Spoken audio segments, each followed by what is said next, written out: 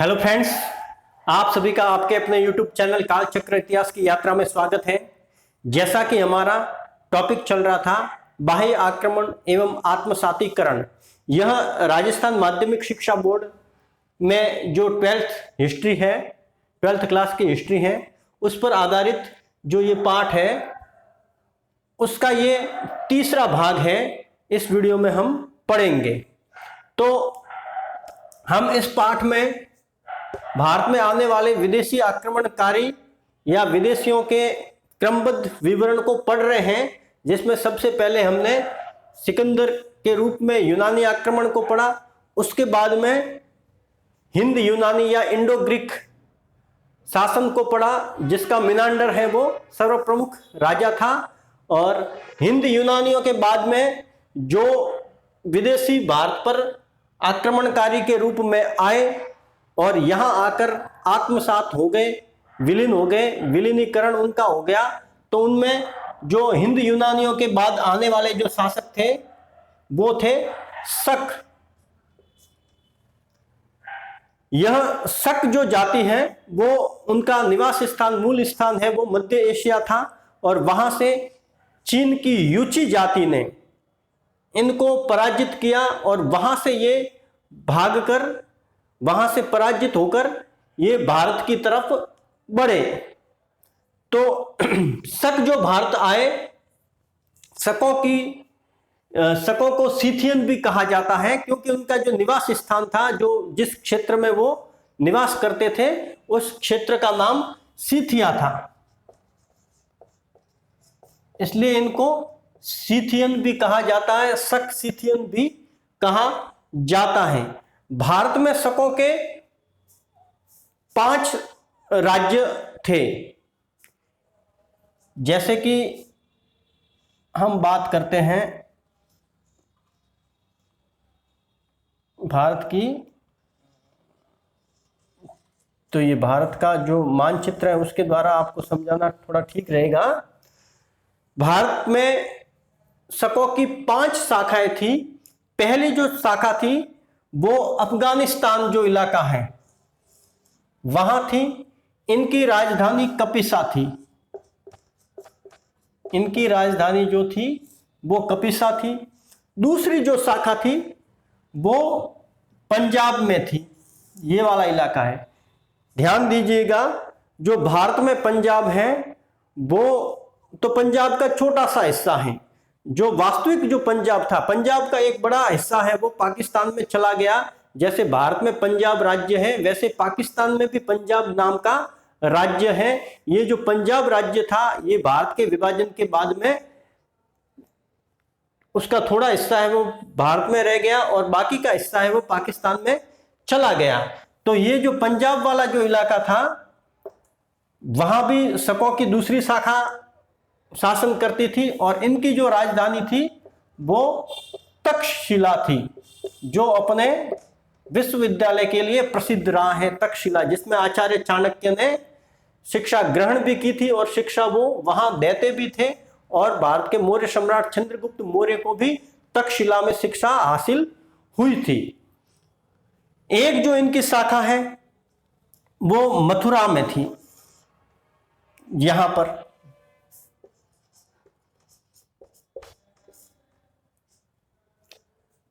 एक शाखा है वो इन इलाकों में थी, जिसकी राजधानी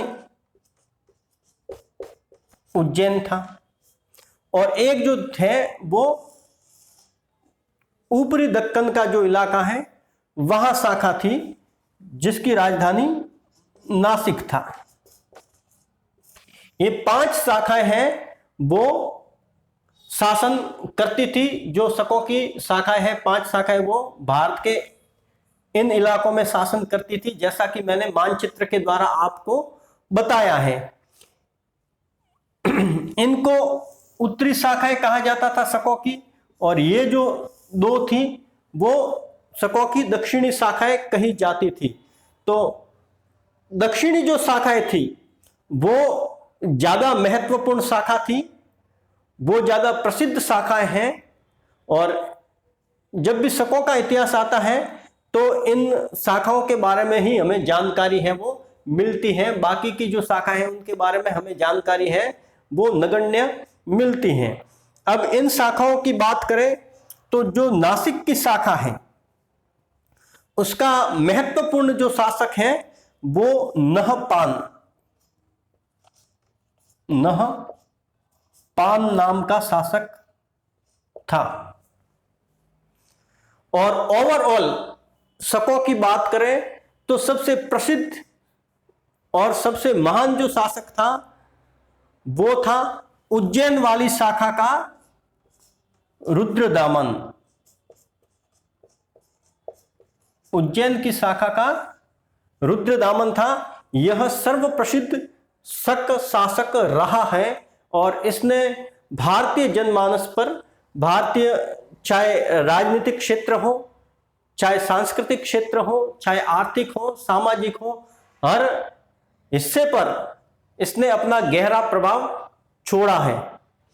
तो जो शक शासक रुद्रदामन है वो शकों का सबसे महत्वपूर्ण शासक है वो माना जाता है। अब शक जो शासक है रुद्रदामन, उसका जो इतिहास है वो हमें जूनागढ़ अभिलेख से प्राप्त होता है। जूनागढ़ अभिलेख से, यह जूनागढ़ अभिलेख है, यह 3 शासकों से संबंधित है। इस जूनागढ़ अभिलेख जो है उस पर अशोक का भी अभिलेख मिलता है, रुद्रदामन का भी अभिलेख मिलता है और गुप्त सम्राट स्कंदगुप्त का भी हमें अभिलेख मिलता है। तो यह जो अभिलेख है जूनागढ़ अभिलेख, यह एक प्रसिद्ध झील जिसका नाम सुदर्शन झील था उसको लेकर है। सुदर्शन झील, यह सुदर्शन झील गुजरात राज्य के जूनागढ़ वाले इलाके में, गिरनार वाले इलाके में स्थित है और इस झील का जो निर्माण है वो सम्राट चंद्रगुप्त मौर्य के समय में उनके प्रांतीय गवर्नर जो था जिसका नाम था पुष्यगुप्त, उसने करवाया था सुदर्शन झील का निर्माण। यह सुदर्शन झील है वो लोगों की भलाई के लिए बनाई गई थी, अर्थात लोगों के पेयजल की प्राप्ति और साथ साथ में किसानों के सिंचाई के लिए इसका निर्माण किया गया था। यह झील है वो सैकड़ों सालों तक चलती रही और रुद्रदामन के शासन के वक्त यह जो झील है वो रुद्रदामन के राज्य क्षेत्र के अंतर्गत ही आती थी और उस वक्त एक बार बहुत ही ज्यादा बारिश या अतिवृष्टि कह दे, अतिवृष्टि होने से इस झील के जो तटबंध हैं वो टूट गए, सारा पानी बह गया और ये झील है वो जीर्ण शीर्ण अवस्था में पहुंच गई। इस झील को ठीक कराने में बहुत सारा खर्चा या ये व्यय साध्य थी, महंगी साबित हो रही थी। इसका निर्माण वापस करवाना या पुनर्मरम्मत है वो वापस करवाना। तो इसमें रुद्रदामन को उनके मंत्रियों ने ये राय दी कि आप इसको वापस ठीक नहीं करवाएं, लेकिन जनता के हित को देखते हुए, लोगों की भलाई को देखते हुए रुद्रदामन ने अपने निजी खजाने से इस झील को ठीक करवाया और उसके बदले में जनता से कोई भी कर, अतिरिक्त कर है वो नहीं लिया। इस तरीके से रुद्रदामन का हमें एक मानवीय और प्रजावत्सल चेहरा है वो सामने आता है। सुदर्शन झील का जीर्णोद्धार है वो रुद्रदामन का एक महत्वपूर्ण पक्ष माना गया है और रुद्रदामन का जो इतिहास है वो हमें इसी जूनागढ़ अभिलेख से काफी कुछ मिलता है। इस जूनागढ़ अभिलेख में रुद्रदामन की विजयों और उपलब्धियों का भी वर्णन है, उनकी शासन व्यवस्था का भी वर्णन है और मंत्री परिषद वगैरह जो उनका जो था उसके बारे में भी इस अभिलेख में हमें काफी कुछ जानकारी है वो मिलती है। इसी जूनागढ़ अभिलेख से हमें रुद्रदामन के साम्राज्य विस्तार के बारे में भी जानकारी मिलती है। रुद्रदामन का जो साम्राज्य था वो किन किन इलाकों में विस्तृत था वो हमें जानकारी मिलती है। तो रुद्रदामन का जो शासन था वो मालवा से तात्पर्य है पश्चिमी मध्य प्रदेश वाला हिस्सा, जिसमें उज्जैन वगैरह ये सारे जो इंदौर वगैरह ये सब इलाके हैं वो आते हैं। मालवा था, ऊपरी दक्कनी इलाका था, कोंकण वाला इलाका था, कच्छ वाला इलाका था, और इधर सिंध तक, मुल्तान सिंध तक उनका शासन है वो फैला हुआ था। अरावली का काफी कुछ इलाका भी उनके राज्य शासन के अंतर्गत आता था। इस तरीके से जो रुद्रदामन का शासन था वो काफी विस्तृत था, और उन्होंने सातवाहन शासक वशिष्ठिपुत्र पुलमावी को भी 2 बार युद्ध में हराया था, लेकिन निकट संबंधी होने के कारण उसको नष्ट नहीं किया। अब शासन व्यवस्था, रुद्रदामन की शासन व्यवस्था कैसी थी?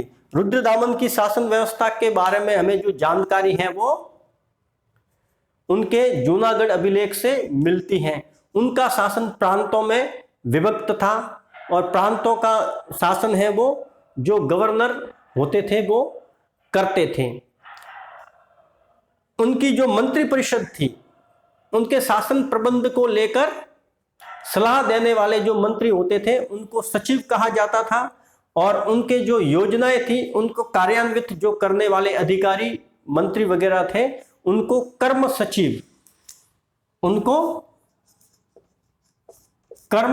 सचिव कहा जाता था, और जो सलाह मशविरा करते थे उनको सचिव कहा जाता था।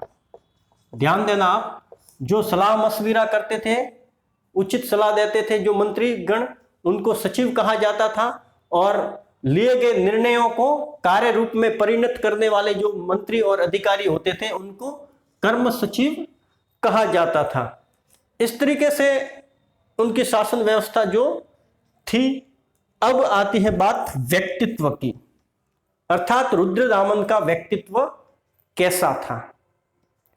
रुद्रदामन ने जो जूनागढ़ अभिलेख है वो संस्कृत भाषा में उत्कीर्ण करवाया।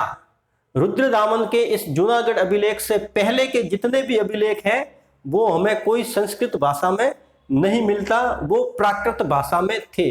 सबसे पहले संस्कृत भाषा में लंबा शिलालेख उत्कीर्ण करवाने वाले शासक का नाम रुद्रदामन था। यह परीक्षाओं में बार बार पूछा जाता है, छोटी से छोटी परीक्षा से लेकर बड़ी से बड़ी परीक्षा तक यह सवाल पूछा जा चुका है कि संस्कृत भाषा में अभिलेख उत्कीर्ण करवाने वाला शासक कौन था।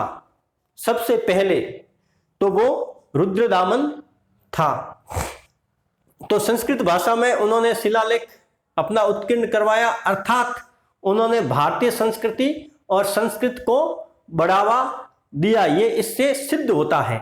और उनके जूनागढ़ अभिलेख से ही उनकी प्रजावत्सलता, उनके हालांकि बहुत सारे व्यक्तित्व के जो रूप है, व्यक्तित्व के जो गुण हैं वो हमें इस अभिलेख से उभर कर आते हैं, हमें उसके बारे में जानकारी मिलती है। लेकिन उनकी प्रजावत्सलता है कि प्रजा की हित को देखते हुए सुदर्शन झील का पुनर्निर्माण या मरम्मत करवाई गई, और उसके बदले में प्रजा से कोई कर नहीं लिया गया, और ये कार्य उन्होंने अपने मंत्रियों के विरोध के बावजूद भी किया।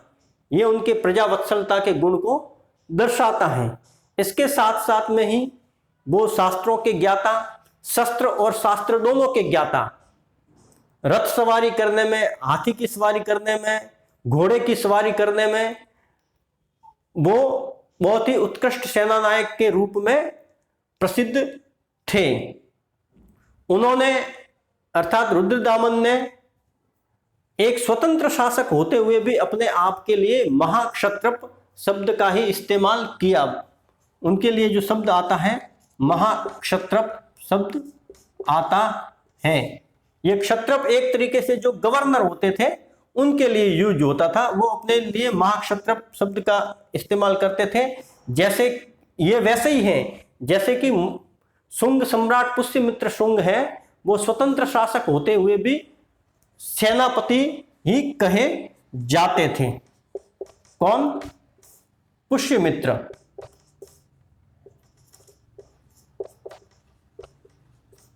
पुष्यमित्र ये स्वतंत्र शासक होते हुए भी सेनापति ही कहे जाते थे। उसी तरीके से जो रुद्रदामन है वो स्वतंत्र शासक होते हुए भी महाक्षत्र भी कहे जाते थे, या महाक्षत्र भी अपने आप को कहलाना पसंद करते थे।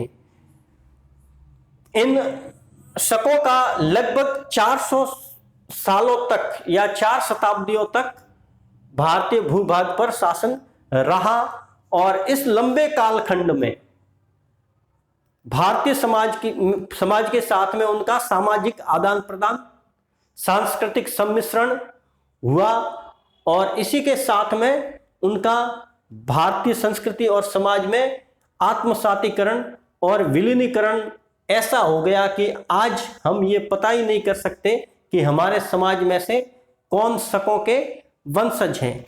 ये आत्मसातीकरण में एक जो सबसे महत्वपूर्ण बात है वो ये आती है कि आत्मसातीकरण में जो सहूलियत होती थी या जल्दी से हो जाता था, इसका कारण ये होता था कि ये जो विदेशी थे उनका कोई अपना धर्म नहीं होता था, और नहीं उनकी अपनी कोई स्पष्ट या विशेष संस्कृति होती थी। इस कारण वो यहाँ आकर यही भारतीय भूभाग में यहाँ के संस्कृति में अपने आप को विलीन कर गए, आत्मसात कर गए। आज का टॉपिक यही समाप्त होता है। धन्यवाद।